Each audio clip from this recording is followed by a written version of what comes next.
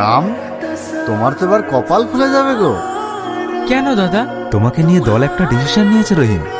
কি দাদা? তোমাকে উত্তরপাড়া থেকে আমাদের দল থেকে প্রার্থী ঘোষণা করা হয়েছে। না না দাদা, আমার দ্বারা ওইসব রাজনীতি হবে না। তাছাড়া আমরা খেটে খাওয়া মানুষ, ওসব রাজনীতির মধ্যে আমরা জড়াতে চাই না। রাম, আমি তো ভেবেছিলাম তুমি খুব চালাক, কিন্তু তুমি তো খুব বোকা। আরে ওদিকে মুসলিমদের হয়ে রহিম ভোটে দাঁড়িয়ে গেল, আর তুমি? না না, আমরা ভাই ভাই সবাই একসঙ্গেই থাকি। ভাই? কিসের ভাই? ও তোমার মায়ের পেটের ভাই। একটা কথা তুমি ভুলে যাচ্ছ, কোনো হিন্দু কোনো মুসলিমের ভাই হতে পারে না।